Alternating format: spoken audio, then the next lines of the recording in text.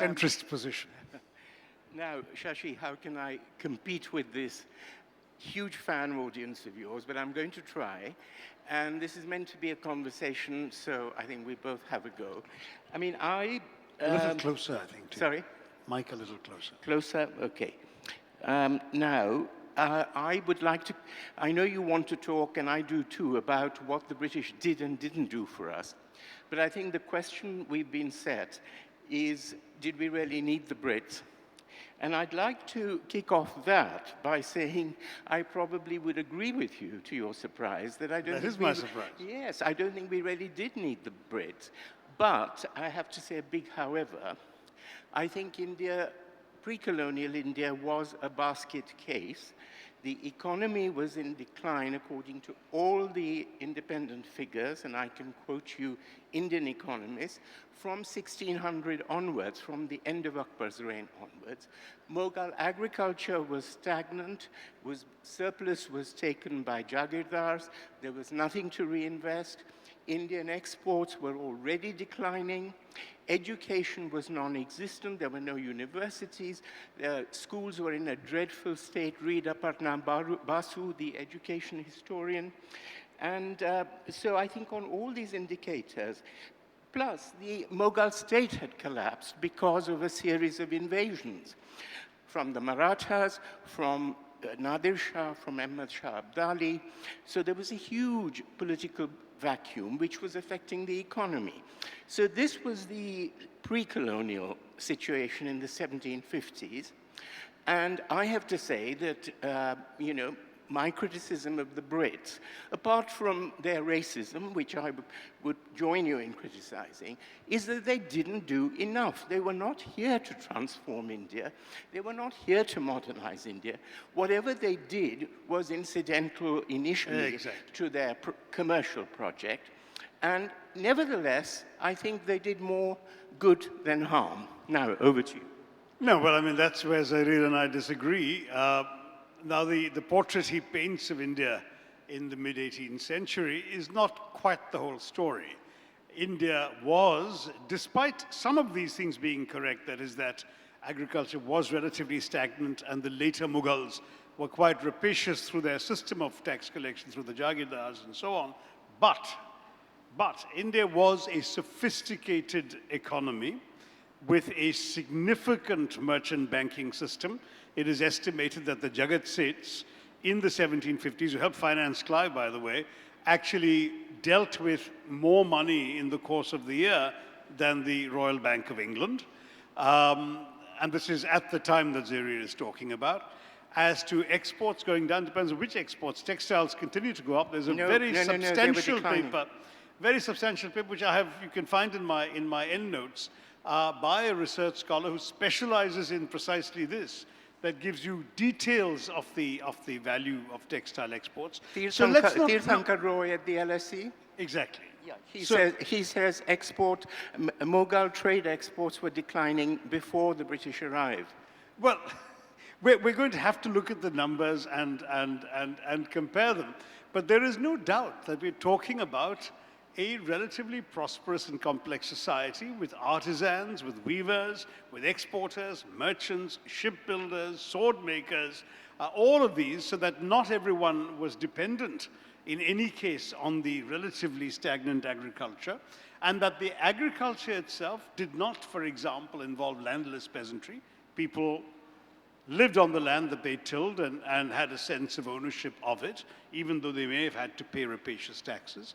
And as far as the overall economy was concerned, it may not have been an entirely egalitarian system, but as of 1700, 27% of global GDP, and as late as 1800, 23% of global GDP, citing figures from the Oxford econometric historian Angus Maddison. So on that, I think also have Madison's figures. There you are. And they don't add up, I'm afraid. They don't add up to yours. The point I'm trying to make is that to suggest that the Brits came into some sort of basket case country is laughable. There is absolutely no evidence to sustain that. Can I quote Irfan Habib to you? Would you take his? He says the Mughal Empire was its own gravedigger. No new order was or could be created by the forces ranged against it either. And this, is from a very reputed historian of the Mughal very much so. period. But no new order could have been created is speculative counterfactual history, and I'd say that any one of us can come up with a counterfactual.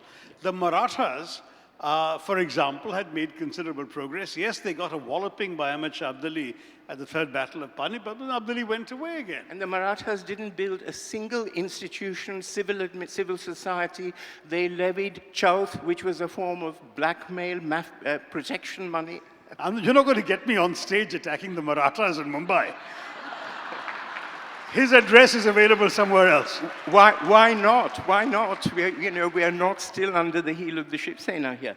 Now, but I think, you see, the whole problem with this argument is, let's not get into counterfactuals, let's look at factuals. And the factuals are on all the best economic statistics, and I refer you to Tirthankar Roy, I refer you to D.N. Gadgil, the first chairman of chairman of our planning commission, which suggests that Indian manufacturers did not suffer significantly under the British. There was a slight dip in the 1820s. They picked up with cheap yarn, etc. By the 1850s, we were competing with Lancashire. By 1947, we had the world's fourth largest textile industry, supplying 78% of India's textile needs. These are all there, Yes, indeed. But the fact is that the high-quality textile industry the British destroyed was destroyed. There are statistics, for example, showing that Murshidabad and Dhaka became the first cities in the modern world to be actually depopulated. They lost population. Centers and moved. The weavers thrown out of work were then flung into farms which could not support them. Why would the East India Company throw weavers out of work? The East India Company was here to export Indian textiles to Britain, right? They were not Lancashire mill owners. Why would they be putting weavers out of work? They wanted weavers. Well, I should think that what they wanted to do was to sell whatever goods they were bringing into India. They were not bringing any cloth into India. And they did? Of course they did. No, they were not. The cloth import started in the 1820s, yes. And it was not, they were manufactured by Lancashire mills, which had nothing to do with the East India Company. The East India Company didn't manufacture goods. The East India Company was a trading company, but there was a bias towards trading for the British. I mean, let's face it, for example, if you take something like the shipbuilding business, what happens is the Indians are making these wonderful ships, essentially using teak and mahogany, which lasted longer than fir and pine, which is what European ships were made of. The average European ship didn't last much longer than 6 or 7 years. The average Indian ship lasted a good 24, 25 years. So when the East India Company establishes its dominance over the ports, the Brits say, hey, great, let's make ships in India. Better for us. So the British companies come and they start making ships in India. And there's wonderful accounts, some of which I've quoted, of the high quality of Indian craftsmanship, not just the woodwork with the brass and fixtures and fittings and so on. What's the consequence? It throws people out of work in London. Shipwrights, blowwrights, the dockyard workers, unemployed. Now, the East India Company may not be in the shipping business, but when this happens, what happens? The British Parliament passes a law that makes it impossible for ships made in India to ply the lucrative route to England. Promptly, shipbuilding in India collapses because nobody is able to make ships in India anymore, and Indian ships are essentially confined to the very, very small coastal trade between small Indian ports. In other words, the dice were constantly stacked against India. When Zareer talks about things like sorry, Shashi, I have to come in there, because you say the dice were constantly stacked. I would agree with you about the 1840s and 50s. However, from... No, the law I'm talking about was 1814. No. Soon after the Napoleonic Wars, 1817, yes, I think okay, but by the time you got to the 20th century, there was tariff protection for Indian industries, which Indian textile... Oh, come on, the destruction of the attempt by Chidambara Pillai to start a shipping line is well documented. No, The British had no desire to see an Indian company in the shipping business. They drove him out of business. Well, I have and he ended up, poor fellow. I don't have the statistics on shipping. However, I do have the statistics on textiles, which is one of the big examples you give in your book of deindustrialization. Absolutely. And I think there is no doubt that once the cotton mill started in Bombay with British capital and technical assistance, they grew rapidly. They were supplying 8% of domestic... This is much later, Zareer. Sorry? This is much later. Yes. And because why? The Brits wanted cheaper Indian labor. You paid them less than you paid the guys in Lancashire. It's as simple as that. It's not a virtue. I again refer you to Tirthankar Roy, who is the leading economic historian of this period. He's at the LSE, he's an Indian, he's a Bengali. Now, his view is that there is no question that through the early British period in India, there were winners and losers, but because cheap yarn actually helped weavers, it didn't help spinners. But in the long run, he argues that textile prices came down, there was more demand for textiles, per capita consumption of textiles went up. This is in the 1820s and 30s, and there was more demand for the products of weavers. So by the time you get to 1947, there were as many weavers in India as there were in 1757. No, by 1947, the fact that Indians had, in fact, established textile companies, not just in Bombay, Ahmedabad, and so on, is absolutely documented. But as I say, I'm talking of handlooms.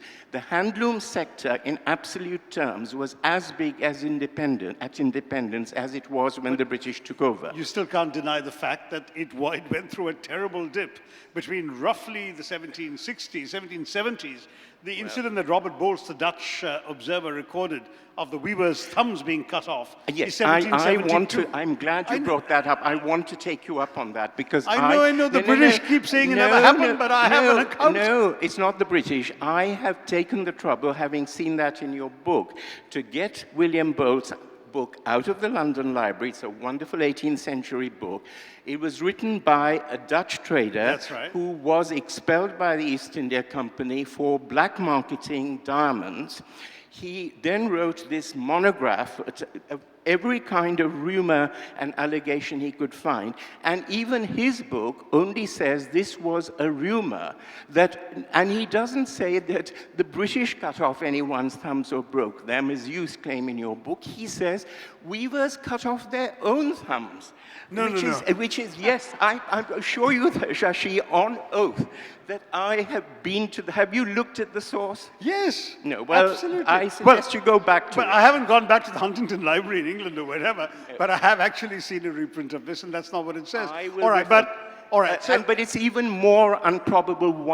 Just ask yourself, why would Indian weavers cut off or break their thumbs rather than work for the British who were paying, if they were being paid the going rate? Why did these poor weavers lose their jobs? Why did they leave Murshidabad and Dhaka? There were more. It was spinners who lost their job. And the statistics, all the statistics, let us be clear, yours and mine, are guesstimates because there were no censuses done. There were no, these are what economists call qualitative statistics, not quantitative statistics, as you know. But some statistics were kept. For example, the British kept rather meticulous accounts of the amounts of money they sent back to England each year. Yes, and that's documented and it's there. Let's agree to disagree on textiles and move on, because otherwise we'll have an entire conversation for Datta Samant and not about. Did you want to move on? Did you want to move on to the so-called drain theory? Yes, certainly. Dadabhai Naoroji has started the documentation of that. Yeah. And I'm sure you've read Digby's numbers. Yes. And Dadabhai Naoroji You see how well prepared Zareer has come with all his numbers on his laptop. And I have to trust my poor political memory. Someone has to, rather than rely just on emotions. And I think the point about the drain theory is, if you look at the inward investment that came in from Britain, it was 312 billion pounds in 1913. The interest payments on that would have worked out at 3.5% or 4%, which was the global rate of interest, would have been far above. Where do you get these numbers from, remittances. The numbers, because Shashi, what did they bring money in to invest?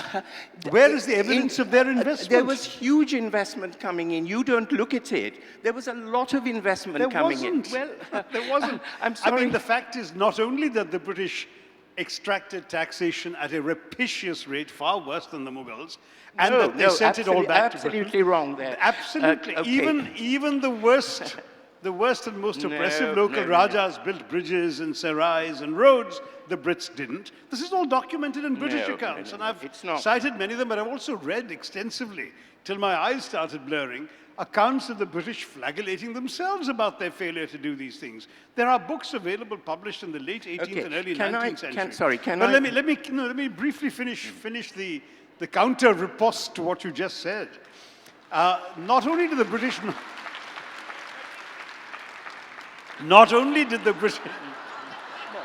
yeah, you must follow Zareer's advice.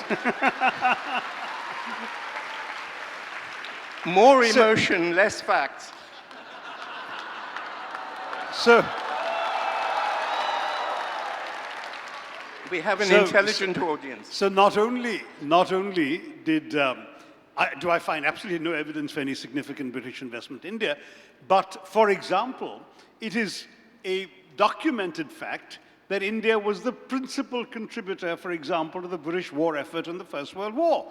At exactly the time that Zareer is talking about, the British weren't sending money to India, they were extracting money from India. No, that's from not the true. Indian taxpayer, from the treasury. Have you looked at Absolutely, I have have you looked at the fact of what the government of India was getting for the service of Indian troops abroad? Do you know that in 1947, India was left with 37 billion pounds of foreign reserves, which were payment for the services of Indian troops abroad in World War II. I don't have the figure for World War I. I do have the figures for World War I. Look them up in my book. Okay, but can I just take you up on the tax system? Because I am quoting Madison, whom you quoted earlier. He says, the British inherited the Mughal tax system, which provided a land revenue capital equal to 15% of national income. By the end of the colonial period, land tax was reduced to only 1% of national income. Mughal land tax was about 30% of the crop. But by 1947, land tax was only 2% of agricultural income. You're talking 1947. I'm talking about the 1770s. I'm talking about the 1780s. I have documentation of taxes being as high as 85 and 90% of the crop. Well, P.J. Marshall, whom you quote in your book, says the opposite. He says the British were very conservative. They kept the Mughal land revenue taxes. No, there were large chunks of Bengal, for example. We have evidence of peasants actually fleeing company-controlled lands for lands still ruled by Indian princes because they were more humane. And what was the evidence? It's the numbers of people moving. That's the evidence. Where do you get that from? From documents I read from that period. Some of which, by the way, was submitted to the House of Commons in testimony as well. And I don't just mean the Burke impeachment speech against Hastings. I actually mean hearings in the House of Commons both in the 1780s and 90s, but as late as the 1840s. There's some startling testimony by former British civil servants about the way in which Britain was running the Indian Empire, given to British legislators, MPs listening to them, which is truly damning. And again, I've quoted some of it, but for every bit I've quoted, there are 10 things more equally damning about the way in which the British conducted themselves. I think does that not say something for the self-critical faculties of British officials? And I mean, I think since we're not going to agree on the economy, and neither of us has the economist we want here to back Angus us up, Madison is in the grave, alas. Let's move on to, shall we move on to political, educational, more institutional things? Yes. Now, yes. On the political side, can you question the fact that the British did introduce, however belatedly, they introduced municipal self-government from the 1860s. They introduced provincial autonomy from 1937 with 1/6 of the adult population voting. And how late was that by comparison with what they gave to the so-called white Commonwealth? I'm not. No, I said at the beginning there was racism. There was total racism. There was also the problems of a largely illiterate society, and I think we come but on. That's not the point. You're not looking at empowering. You're not making an illiterate peasant into the governor or the municipal mayor. You're looking at example after example of educated, qualified Indians who were discriminated against, denied opportunity. When they were reluctantly admitted to the service, they were drummed out of it, they were denied serious positions, and I've gone into this in some detail. And again, the British condemn themselves in their own mouths. You've got Lord Lytton, Queen Victoria's favorite poet, Robert Bulwer Lytton, Viceroy of India, at her own request, writing to her saying, you know, we've seen your proclamation in which you say you want to associate Indians with governance, and of course we are following this and hiring some Indians. But you do realize, don't you, that we can't give them any real authority. And these are people who are in many respects far more qualified than the mediocre Englishmen who are given real authority, but who happen to be white. Shashi, there's simply no excuse for this. No, I quite agree. And I said at the beginning that I thought one of the blemishes on the Raj, and a major blemish. But it infects everything. It did, and it led to an independence movement which reversed that. There was, however, I think you will accept, a process of Indianization which began after World War I, both of the armed forces and of the ICS. And why? Because at World War I, the surplus population of available young men to run the empire got killed in the trenches of France and Europe, and suddenly they needed to actually associate non-whites with the process of government. Yeah. If the British hadn't lost so many available young men in the First World War, they'd have continued ruling India as oppressively and as racist a way as they had done for the preceding century. I think that's a very cynical view, because I think... It is a cynical view because the experience of British rule breeds cynicism. Again, you can't prove a counterfactual, and I can't prove you wrong on that. It's hypothetical. The fact is they did introduce Indianization. They did introduce democratization. And what did they do at the end of the First World War? They introduced the Rowlatt Acts. They introduced the repressive Rowlatt Acts, in which they actually, having broken their promise to give Indians responsible self-government in return for their support in the First World War, they introduced the repressive Rowlatt Acts, restricted assembly, freedom of the press, freedom of expression, everything, arrested people, cut down on demonstrations, all of that, and the Jallianwala Bagh massacre followed. So you cannot tell me that associating Indians after the First World War was what the Brits did. Look, I mean, Jallianwala Bagh involved maybe, is it 400 people killed and... No. 1379. Come on, don't give me this. Okay, well, Shashi, you have your own sources and your own figures. I'm not going to... No, there's a detailed commission of inquiry conducted no historian... No, the inquiry produced, I think it was... That was the Hunter Commission gave you 400. The Congress Party's inquiry named the 1379 people. I think it was appalling. I think the British have apologized for it.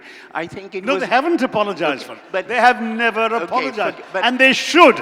I have demanded in Britain that Britain should take the opportunity of the centenary.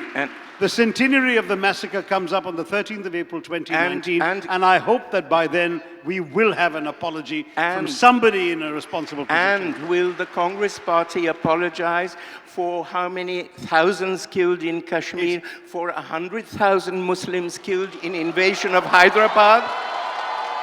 I think that... How many? According to Saeed Naqvi, 100,000 Muslims killed in Nehru's invasion of Hyderabad. Are you going to apologize for that? No, because that was a war. Jallianwala Bagh was a massacre. A war. The Razakars were armed to the teeth. And they were, I'm sorry, that was a military Kashmir action. Wasn't a war. Kashmir was a walkover, was it? I didn't say Kashmir wasn't. Did I say Kashmir is a walkover? Did somebody hear me say that? But look, can we go to something a bit more structural? Which is take the rule of law. When the British arrived, a Brahmin could not face the death penalty if he killed a Shudra. A Shudra was facing the death penalty if he cohabited with an upper caste woman. At least give the British the credit for introducing equality before the law and not recognizing castes as having different status under the law. Oh, well, let me stress the one major caste that the British did recognize was the caste that they belonged to. The rule of law was implemented with excessive deference to the skin color of the defendant. So in 200 years of British rule, there are only 3 cases in which Englishmen were convicted for murdering Indians, while thousands of Indians were actually killed. whereas any Indian who so much as raised his hand against an English person was liable to being hanged, to being blown from the mouth of a cannon, or the mildest punishment was being transported off to the Andamans. So don't tell me about the rule of law in Britain, in British India. Indian judges were not allowed to try English defendants in most parts. In fact, when the Ilbert Bill was passed, the poor Viceroy Ripon, the one non-racist Viceroy we had, was drummed out of office and driven back home. That was in the 1880s. Yes, the British were there for another half century. Yes, but for another half century, the practice Things- continued. no, it I have didn't. quoted an Didn't. incident No. from 1926 of this kind of racist thing. The British evolved this entire theory of the so-called Indian spleen, which is that Shashi. all Indians were malarial, they had enlarged spleens, so when an Englishman kicked an Indian to death by kicking him in the stomach, it wasn't the kicker's fault, it was the fault of the ruptured That was spleen. one case, yes, and No, it's not much one quoted. case, But I'm sorry, can there I- were can- literally But can I give dozens you of- the example of Don't thousands? talk to me about rule of Can law, I there's give no you rule of the law in the example British of thousands of civil disobedience resistors in the Congress? My father was one of them, spent 4 years in jail, who did not get kicked, who were treated as in my father's words, officers and gentlemen. They were kept in political prisons. They were allowed to have political meetings, get literature in. They constructed socialist and communist cells and came out and founded socialist and communist parties. All this was tolerated and indeed, often encouraged by British officials. So is there anything positive you feel in the legacy? Or because surely, one thing that history teaches us and is that nothing is ever totally black and white.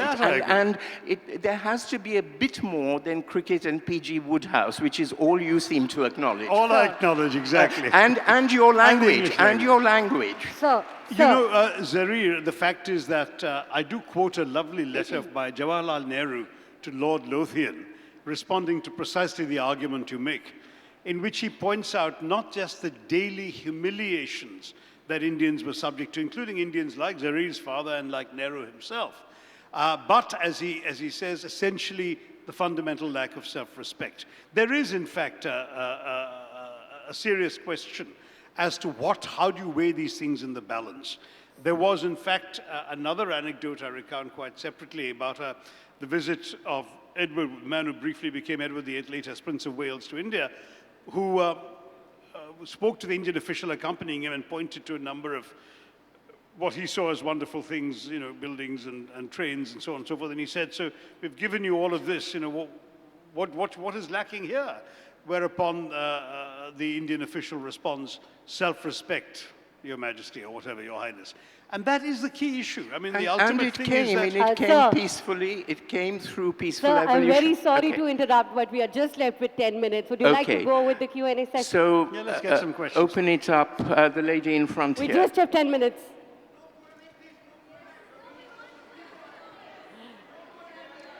Ladies and gentlemen, please calm down. We'll try to do the best. Please calm down. I think you better decide whether we take questions or not. No. Okay. All right, carry on. So, okay. So we carry on. Shashi, I want to come on to something like education because we touched on language. Zareer, I gather you've given an entire talk on the subject of British education in India. Okay. And I know you think there wasn't any, but... There was very little of it. It was very, very little. But... in 1930, the entire education budget of British India, at all levels, from kindergarten to university, put together, amounted to a little over half of that of the high school budget of the state of New York. This is according to Will Durant, the American historian who was traveling here at that time. Yes, the Brits and had Will no Durant, interest in spending money on Indians. Will Durant, whom you use in your book, is not considered a historian by any historian I know. Well, he wrote for coffee table books for society women in Bombay in the 1950s. He was virulently anti-British, and no one else, for good reason. No one other than you quotes him. Well, I'm delighted to quote him because I think his information is considerably well substantiated. And this kind of figure can easily be verified. I quote him I didn't go and look up the high school budget of the state of New York. But the fact is the Brits had no real interest in educating Indians. They weren't particularly keen on spending money for the well-being of Indians. Macaulay made it clear, Zareer has written an entire biography of the man, that the interest was in creating a class of Indians. What was it? English, Indians in blood and color, but English in taste and opinions and can morals I and can I intellect. can I quote? And the purpose of can those I people quote? was And to can serve I quote? as interpreters between the British and the people. No, who were no, no, governing. no. Can I quote Macaulay's next sentence, which people like you ignore? To that class we may leave it to refine the vernacular dialects of the country, to enrich those dialects with terms of science taken from the Western nomenclature, and to render them by degrees fit vehicles for carrying knowledge to the great mass of the population. And if you read Macaulay's other writings, he saw India as moving towards self-government, admittedly through Western education filtering down, and the filtration theory didn't work, and it was reversed under Curzon and people like that who said it wasn't working. But I think, you know, on the figures, I have to tell you that literacy, you know, and this was an argument Gandhi had with Sir Philip Hartog, a British educationist. And Gandhi made a speech at Chatham House, similar to yours, sort of excoriating everything in the Raj, and he said literacy has declined, and Philip Hartog sent the census figures to him from 1880 onwards, showing not spectacular, but steady increase. And if you look, male literacy went from 8% in 1881 to 30% in 1947. Female literacy went from virtually 0 to 9% in 47. 8.8, very, very poor. But, you know, it took India till 2009 to create free and compulsory primary education. So we can't blame the British for failing to do that. Yes, they were a laissez-faire state. They didn't try. They didn't, but neither did India till India did. India 2009. did much larger numbers of people. The Brits, at the peak, only had 300 million Indians to contend with as late as the 1940s, and still they didn't spend the money that would have been required to educate them. Now, I think it's very difficult to put lipstick on this particular pig. I mean, this is really a policy that systematically spent the least conceivable amount of money for the welfare of Indians, where every institution and every single contribution the British made was actually directed towards enhancing British profit, perpetuating British control, and promoting British interests. But if Indians were totally irrelevant to the enterprise, except that we happened to be here. Okay. If you accept the Madison figures, they show that India had a more or less steady rate of growth under the Raj, with a slight dip in the 1820s of 1.5%. That was the average. And from 1900 to 1947, it was 0.01%. Yeah, because there happened to be a world recession. But I'm saying the average rate over the entire period was 1.5%, corrected for population growth. That was the rate of growth under Nehru's government, and it was till 1980, 1.5%. People used to call it the Hindu rate of growth. 3 actually, but still. Yeah, No, not corrected for population. 3 without population growth, 1.5% allowing for population. So I really think you have to see this in the context of what came before and what came after. You know, and I think we have to agree to disagree, because I think there was some progress. It was not as great as it should have been. It certainly, you know, was filling a political vacuum, which might have resulted in several states emerging. And if you compare India's performance with China's over the same period, and China did not have colonial rule, at least not in any indirect sense, you know, China's performance was much worse. China's industrial output fell by 10% by 1913. You know, and then they had civil wars, and then they had Mao. Yeah, they had a know, different history at that time, and they did have, the country was divided, fragmented, warlordism, You did have large chunks of the country. Which was happening in India. Captured by the colonialists as well. I mean, Beijing was essentially divided amongst half a dozen colonial powers, so were large chunks of the South. So it's a different story, and I don't think we should compare China to India. As far as Indian growth is concerned, I will take this precise argument you made about 1900 to 1947 when you said there was a recession. Fair enough, there was a recession for part of that time, from about 1929 to about 1938. Right. The fact right still is, through from the end of World War I, global trade was declining. I know, my dear boy, just take the entire 47 years and tell me what the British rate of growth was, tell me what the American rate of growth was. How is it that other countries could grow, but thanks to the tender mercies of British rule, India didn't grow? No. I mean, the fact is... According to Madison, it grew by 1.5%, which was in line... 0.01%. No, that's not, those are not Madison's figures, I'm sorry. You can check the numbers, correct them for population growth, and that's what you'll find. No, 1.5% per capita income increase, not the GDP increase, which I'm talking GDP because that's the overall number one can find. GDP divided by population gives you per capita. The point is, I am arguing that the Brits ruled India in the interests of Britain, not in the interests of Indians.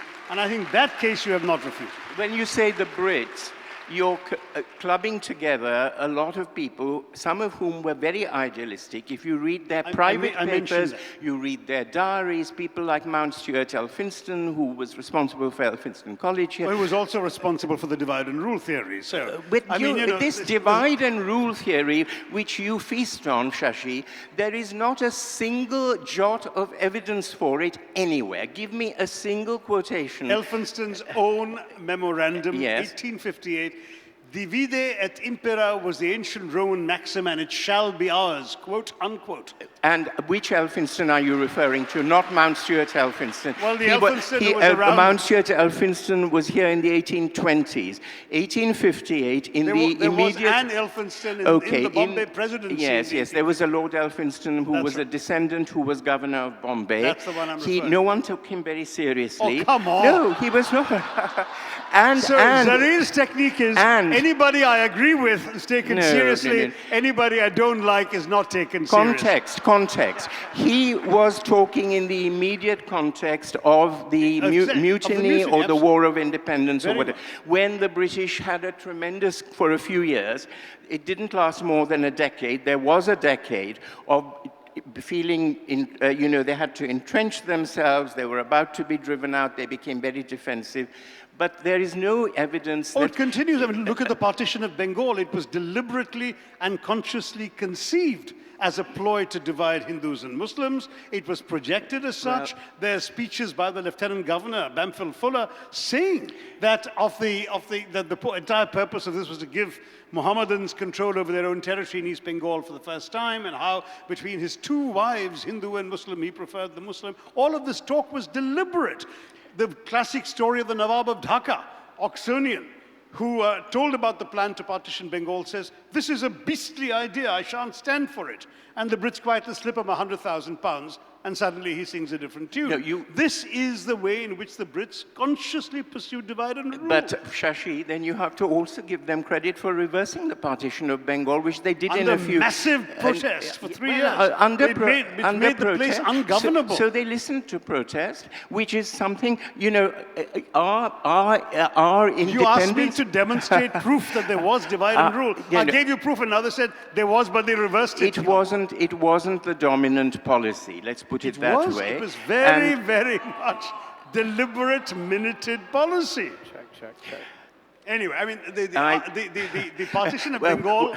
Partition of Bengal, no Bengali I know would like to reverse it, either in Bangladesh... at that time they did, didn't they? But not in 1947, unfortunately, and not now. So you have to accept that there were some structural differences between what, Muslim elites wanted and what Hindu elites wanted. And who encouraged these divisions as a matter of policy? You say, but there were many examples I can give you where the British brought them together and said, you must knock heads, you must work together, you must cooperate. After they'd done all the damage in the first place.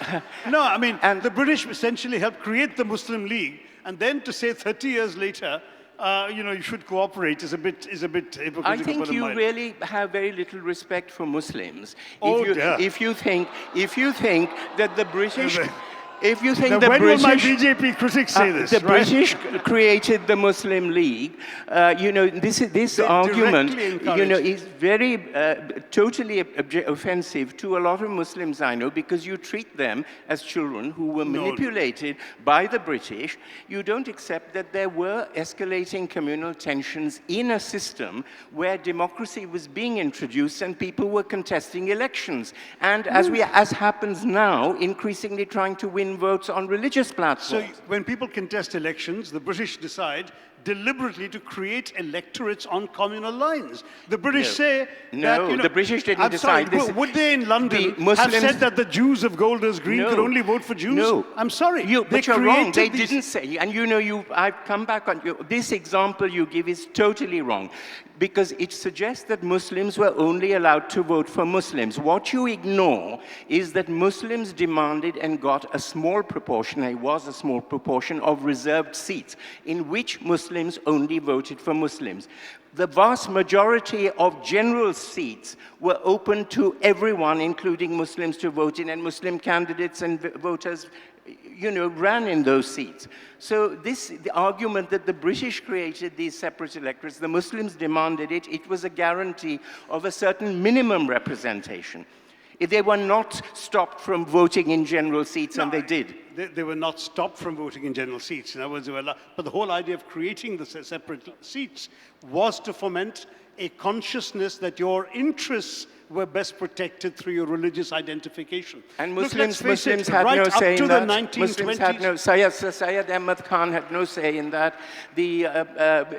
Right up to the 1920s, there were Muslims who simultaneously, in one case in the same year, presided over the Indian National Congress and presided over the Muslim League. In other words, they saw no incompatibility between the overall goals of the Indian National Congress. Provided they had their reserved separate electorates. That was on that basis. It was agreed by the Congress. The Congress Muslim League Pact it was agreed that. The Lucknow Pact in 1916, but the fact is that by that point, it became inevitable. From the Minto-Morley reforms onwards, these wretched separate constituencies were created. You know, you can create a constituency and encourage people to think differently along those lines, because unfortunately, that is the way in which human beings are willing to take whatever opportunities are given along the ways that you can. In India, for example, the adoption of the Mandal Commission report by VP Singh's government created an incredible consciousness of the OBC community, of themselves as a community, entitled certain rights and privileges, and now you've got other communities, the Patels in Gujarat, the Jats in Haryana, the Marathas here, wanting to be classified as OBC. So are you going to say that... It's rather different from, some protection I don't think that of Muslims minority rights. So in 1857, when the Muslims and the Hindus fought side by side under the banner of the poor, enfeebled Mughal emperor to overthrow the Brits, was there no separate religious consciousness? It's such a loaded... The Muslims and the Hindus, there was... 1857 was dispossessed elite.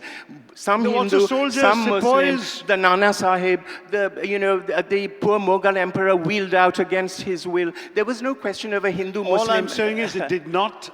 There was absolutely no credible evidence that there was a separate, distinct Muslim consciousness versus Hindu consciousness politically until the British fomented No, I have to totally disagree with you on that, and I think most Muslims that I know would, and you know, had that, if your view, had it not been for your majoritarian view, we might not have had partition, because unfortunately, your view was also the view of Nehru, Patel, and Gandhi, who made it impossible to have a compromise with Jinnah.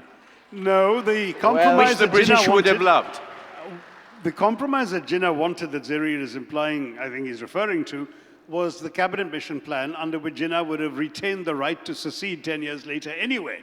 So obviously, there was no interest in agreeing to a plan that would have permitted not just a partition, but a far worse partition in which larger chunks of India would have had to secede. Why? So that's because the provinces, yes, no, the whole of Punjab, whole of Bengal, whole of Hyderabad, all grouped in these provinces. So no, we can discuss this, unfortunately, another time. I'm really sorry that I have a flight to catch. I have Parliament in Delhi tomorrow morning, so I won't be able to stay to sign books tonight.